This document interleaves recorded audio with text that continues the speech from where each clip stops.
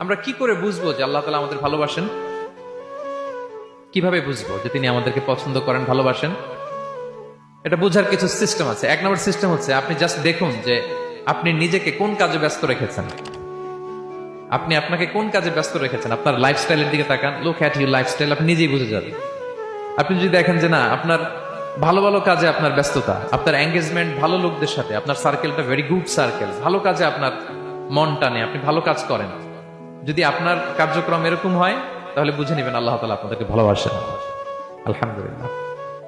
আর যদি দেখেন না, যত আকাম কুকাম আছে ওইটার সবার আগে আপনি, যেই কাজে আল্লাহর ক্রোধ আসে, আল্লাহ রাগ হয়ে যান, যেই কাজ ইসলামে করার নিষেধ, যেটাতে তার অসন্তুষ্টি, ওই কাজে আপনার এঙ্গেজমেন্ট, ইনভলভমেন্ট, আপনার সার্কেল গুলাও এরকম, তাহলে বুঝে নিবেন আল্লাহ ভালোবাসা, এই মহা সৌভাগ্য আপনার কপালে জোটে নাই।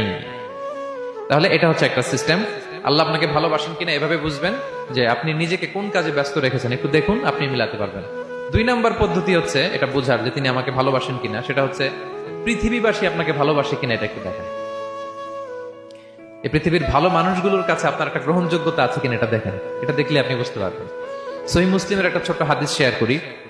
রাসূল সাল্লাল্লাহু আলাইহি ওয়াসাল্লাম বলেছেন যে ইন্নাল্লাহা ইযা আহাব্বা আবদান দাআ জিবরিল ফাকালা ইন্নী উহিব্বু ফুলানান ফাআহিব্বাহ।